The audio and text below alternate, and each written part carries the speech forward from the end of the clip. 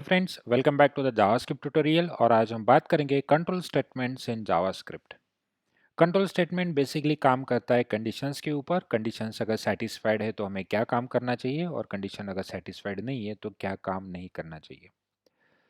तो इसके लिए हम डायरेक्टली एक नई फाइल बना लेते हैं हमारे फोल्डर के अंदर, जिसे मैं नाम देता हूँ 07_control.js। अब इस फाइल के अंदर मुझे काम करना है, तो हम बात करने वाले कंट्रोल स्टेटमेंट। कंट्रोल स्टेटमेंट के अंदर आते हैं इफ एंड एल्स स्टेटमेंट। तो ये बहुत ही सिंपल है। अगर आपको कोई और प्रोग्रामिंग लैंग्वेज पता है तो आपके लिए पता है कि ये बहुत ही सिंपल होता है। तो चलिए स्टार्ट करते हैं। एक वेरिएबल बनाते हैं जिसका नाम हम लिख देते हैं एज, और एक वैल्यू असाइन कर लेते हैं। और हमारा जो प्रॉब्लम स्टेटमेंट है, हमें प्रॉब्लम स्टेटमेंट ऐसे लिखना है कि अगर हमारा एज 18 से ग्रेटर देन और इक्वल्स टू है तो आपको अलाउड करना है, या फिर नॉट अलाउड करना है। तो उसके लिए हमने एक वेरिएबल लिया है ए, जिसका वैल्यू है 25। फिर हमें कंडीशन लिखनी है, तो आपको लिखना होता है इफ राउंड ब्रैकेट्स, ब्रैकेट्स के बाद आपको लिखना है कर्ली ब्रेसेस। तो ये है सिंटैक्स ऑफ इफ स्टेटमेंट। अब इफ की इस ब्रैकेट के अंदर आपको कंडीशन लिखनी होती है, जो कि बेस्ड है रिलेशनल ऑपरेटर के ऊपर। हमने रिलेशनल ऑपरेटर्स को लास्ट वीडियोस में देखा था। तो हमारा वेरिएबल है एज, हमारी कंडीशन है एज की वैल्यू ग्रेटर देन और इक्वल्स टू 18 होनी चाहिए, तभी इसका जो रिटर्न वैल्यू मिलेगा हमें ट्रू मिलेगा। अगर यहाँ पे इफ ट्रू हो जाता है तो मुझे जो काम करना है मैं यहाँ पे लिख देता हूँ। तो यहाँ पे मैं लिखने वाला हूँ, मुझे लिखना है console.log, और एक मैसेज प्रिंट करना है that is you are allowed. अगर ये कंडीशन फॉल्स हो जाती है, अगर मेरा एज इस केस में 17 है सपोज, तो वो इस केस को फॉल्स कर देगा। तो चलिए इतना हम पहले रन करके देखते हैं, फिर जान लेते हैं कि अल्टरनेटिव काम कैसे किया जाता है। तो मैंने यहाँ पे इसे क्लियर करके रन कर दिया। हमारी फाइल को रन करने के लिए मुझे लिखना होता है नोड, आपकी फाइल का नाम, दैट इज 07_control.js। तो आप देख सकते हो हमें जो आउटपुट मिला है वो मिला है अलाउड। अगर मैं इस वेरिएबल की वैल्यू कर देता हूँ सपोज 8, तो ये कंडीशन सेटिस्फाई नहीं करेगा और हमें आउटपुट में कुछ भी नहीं मिलेगा, क्योंकि हमने लिखा ही नहीं है, हमने सिर्फ मैसेज लिखा है अलाउड के लिए। तो ये कंडीशन फॉल्स होती है, हमें दूसरा कोई मैसेज मिला नहीं है। तो उसके लिए आपको लिखना होता है फॉलोड टू दिस ब्रैकेट, आपको लिखना होता है एल्स। फिर एल्स का अपना खुद का एक ब्लॉक होगा और आपको लिखना है ब्रैकेट्स। फिर आप आपका यहाँ पे दूसरा मैसेज लिख सकते हो, दैट इज console.log, और यहाँ पे डायरेक्टली आप मैसेज दे सकते हो that is not allowed. Okay, अब अगर आप इस फाइल को रन कर लेते हो तो आपको मैसेज मिलेगा नॉट अलाउड। तो आप इसे ध्यान से देखिए, आपने लिखा है age greater than equals to 18। अगर आपके एज नाम के वेरिएबल की वैल्यू 18 से बड़ी है या इक्वल है तो आपको मैसेज मिलेगा अलाउड। अगर उससे छोटी है, मतलब 18 से अगर छोटी वैल्यू है, तो आपको एल्स में जाके मिलेगा नॉट अलाउड। इसका मतलब है एक तो इफ एग्जीक्यूट होगा, नहीं तो एल्स एग्जीक्यूट होगा। कई बार ऐसे होता है कि हमें मल्टीपल इफ लिखने पड़ते हैं। जैसे कि अगर हम एक ट्रेडिशनल प्रॉब्लम है वो अगर हम सॉल्व करें, जैसे कि मैं इसको कमेंट करके यहाँ पे लिख देता हूँ कि हमारे पास 3 वेरिएबल्स है, जैसे कि x इक्वल्स टू 5 है, y इज इक्वल्स टू 7 है, और यहाँ पे और एक वेरिएबल लेते हैं z, जिसकी वैल्यू है सपोज 2। और हमें फाइंड आउट करना है which variable having a greatest value. तो यहाँ पे देख के तो हम बोल सकते हैं कि y having a greatest value, लेकिन मुझे ये इनपुट्स यूज़र से आने वाले हैं, तो मुझे कुछ कंडीशंस लिखने हैं। तो हम कंडीशंस कैसे लिखेंगे, इफ, तो यहाँ पे देखिए अगर x की वैल्यू y से बड़ी है, एंड ये हमने लास्ट वीडियो में देखा था लॉजिकल ऑपरेटर, एंड x की वैल्यू z से भी बड़ी है, तो ये दोनों कंडीशन ट्रू हो जाएगी, तो इसका फाइनल रिजल्ट हमें ट्रू मिल जाएगा। तो हम यहाँ पे प्रिंट कर सकते हैं कि जो console.log who is greater, x is greater. Else अगर ऐसा नहीं है तो मुझे दूसरी कंडीशन चेक करनी है। तो देखिए हम डायरेक्टली कंक्लूजन पे नहीं आ सकते। अगर ऐसा नहीं है तो और भी कंडीशन है, y बड़ा हो सकता है, z भी बड़ा हो सकता है। तो एल्स के बाद हम वापस से एक इफ लिख सकते हैं, और यहाँ पे दूसरी कंडीशन चेक करेगी कि अगर ऐसा नहीं है, x अगर बड़ा नहीं है, तो y x से बड़ा हो सकता है, एंड y z से भी बड़ा हो सकता है। अगर ये केस सेटिस्फाई हो जाती है तो आपको यहाँ पे लिखना है console.log, और यहाँ पे लिखना है y इज ग्रेटर। अगर ये दोनों कंडीशन सेटिस्फाई नहीं होती है, जैसे कि यहाँ पे देखिए x इज ग्रेटर, यहाँ पे समझ में आएगा कि y इज ग्रेटर। अगर ये दोनों कंडीशन सेटिस्फाई नहीं होती है तो हम फाइनली कंक्लूजन पे आ सकते हैं कि हमारा जो z है वही सबसे बड़ा है। तो ये है हमारा इफ एल्स। तो देखिए एल्स के साथ हम इफ लिख सकते हैं। तो मैंडेटरी चीज़ है यहाँ पे, एक तो स्पेस होना चाहिए या फिर आपको इफ को नेक्स्ट लाइन पे लेके जाना पड़ेगा। आप इन्हें एक साथ नहीं लिख सकते हो, आपको यहाँ पे स्पेस देना ही पड़ेगा। और हमेशा प्रैक्टिस रखिए कि आप ब्रैकेट्स यूज़ करें। अगर आपने ब्रैकेट्स यूज़ नहीं किए तो इफ के अंदर सिर्फ एक ही स्टेटमेंट आप लिख पाओगे, दूसरा स्टेटमेंट आप नहीं लिख पाओगे। तो इसके लिए आपको ब्रैकेट लिखना बहुत इंपॉर्टेंट है। तो चलिए इसे कम हम रन करके देखते हैं। तो अगर मैं इसे रन कर दूं और फिर आप देख सकते हो y इज़ ग्रेटर, जो कि हमारी y सबसे बड़ी। चलो मैं इस वैल्यू को चेंज कर लेता हूँ। अगर फिर रन कर लेता हूँ तो देखिए x इज़ ग्रेटर। चलो इसे मैं सबसे बड़ा बना लेता हूँ। अगर हम इसे रन कर लेते हैं तो आपका z इज़ ग्रेटर आएगा। तो ये है इफ एल्स। आप इफ के अंदर इफ भी यूज़ कर सकते हो। It is not like that कि आपको इफ के अंदर इफ नहीं लिखता आता है, ऐसा कुछ नहीं है। आपको जितने चाहिए कंडीशंस के लिए इफ लिखते आता है, आप उस कंडीशंस को बस सेटिस्फाई करने के बाद आपको क्या करना है वो यहाँ पे लिखना होगा, और कुछ कंडीशन सेटिस्फाई नहीं होती तो एल्स में लिखना होता है। तो चलिए एक सिंपल सा और एक एग्जांपल सॉल्व कर लेते हैं तो आपकी प्रैक्टिस हो जाएगी। तो एक सिंपल सा वेरिएबल लेते हैं, जैसे कि मैंने एक ले लिया है let number is equals to, कुछ भी नंबर आ सकता है यूज़र से। तो हमने 45 लिया और मुझे चेक करना है कि ये नंबर इवन है या ऑड है। तो कोई भी नंबर इवन ऑड है हम कैसे चेक करते हैं? अगर उसे हम 2 से डिवाइड करते हैं, रिमाइंडर 0 आया तो वो इवन नंबर है, अगर 1 आता है तो ऑड नंबर है। तो हमें लिखना है कंडीशन इफ मतलब अगर। अगर हम नम को डिवाइड करते हैं 2 से और इसका जो भी रिमाइंडर आता है, तो रिमाइंडर के लिए मुझे क्या चाहिए? मॉड। तो अगर मैं नम को 2 से डिवाइड कर दूं, मॉड मुझे रिमाइंडर देगा।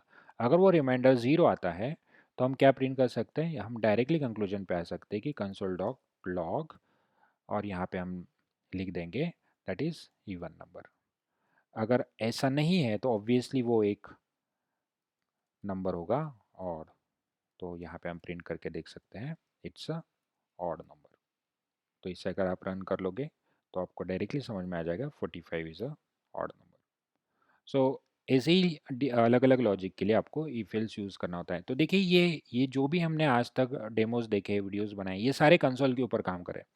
लेकिन हम जावास्क्रिप्ट पढ़ रहे हैं वेब एप्लीकेशन के लिए, जो हमें फ्रंट एंड के लिए काम करने के लिए हेल्प करेगा। तो अभी तक हमने फ्रंट एंड वाला पार्ट देखा ही नहीं है, लेकिन आपको ये सारी चीज़ें पता होनी चाहिए, तभी आप लोग फ्रंट एंड का जो लॉजिक है उसके साथ काम कर सकते हैं। इफ एल्स के अलावा और भी एक कंट्रोल स्टेटमेंट है जिसे कहा जाता है स्विच केस। स्विच केस का मतलब है, मैं यहाँ पे लिख देता हूँ स्विच।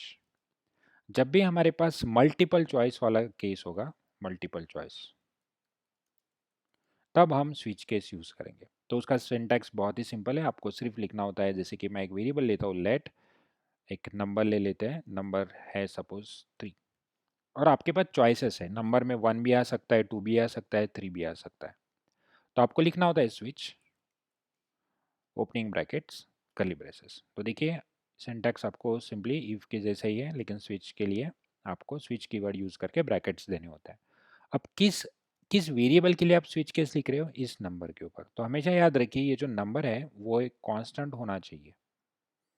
आप डेसिमल वैल्यू के साथ स्विच केस अगर लिखोगे तो आपको दिक्कत हो सकती है। तो जनरली ट्राई करिए कि ये जो स्विच केस है एक तो कैरेक्टर के ऊपर हो या फिर नंबर्स के ऊपर हो। फिर स्विच केस के अंदर यहाँ पे आपको केसेस लिखने होते हैं। तो मुझे लिखना है केस। केस एक प्री डिफाइंड कीवर्ड है, और आपके नम के अंदर आने वाली पॉसिबल वैल्यूज। तो पॉसिबल वैल्यू थी हमारे लिए, जैसे कि मैंने लिखा 1, 1 एक वैल्यू आ सकती है, कोलन, फिर आपका टास्क लिखना है। तो मैंने यहाँ पे एक टास्क लिख दिया। चलो मुझे एक सिंपली मैसेज प्रिंट करना है दैट इज 1। और जैसे ही इसका काम खत्म हो जाता है आपको लिखना होता है ब्रेक। मतलब अगर नम के अंदर 1 वैल्यू आती है तो ये मैसेज प्रिंट कर देगा 1, और इस स्विच केस से बाहर आ जाएगा। तो आपको ब्रेक कीवर्ड को यूज़ करना होता है।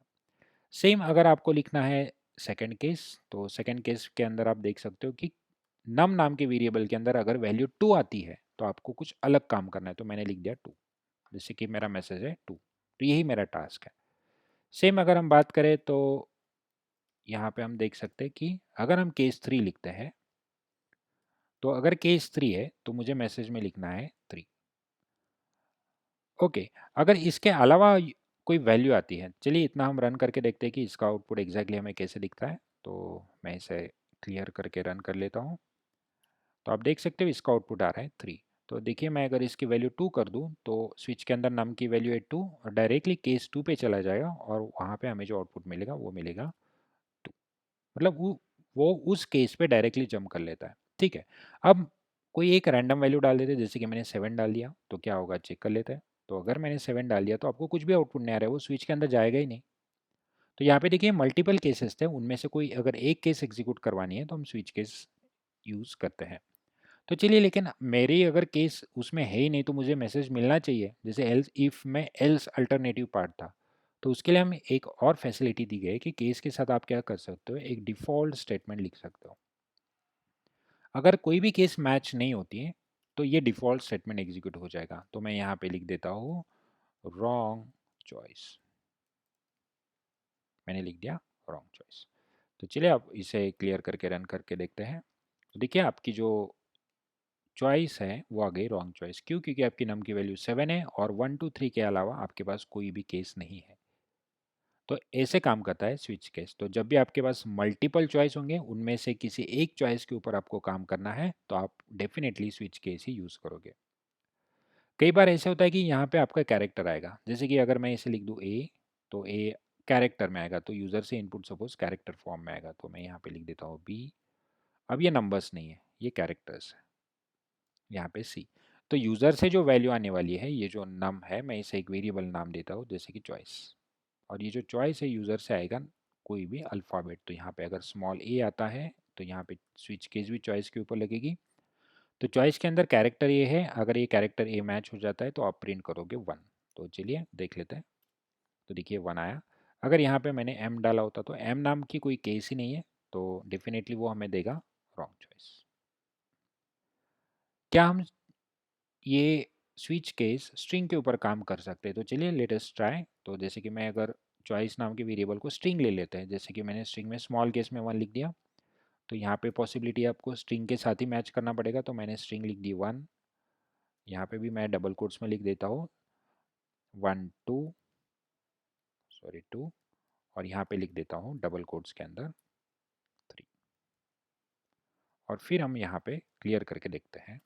तो देखिए स्ट्रिंग के लिए भी काम करा है, तो बहुत ही अच्छी बात है। अगर ये स्ट्रिंग के लिए भी काम कर रहा है तो 2 के लिए 2 आया। लेकिन मैं अगर यहाँ पे कैपिटल TWO लिख दूँ या फिर पूरा कैपिटल लिख दूँ तो क्या ये आएगा?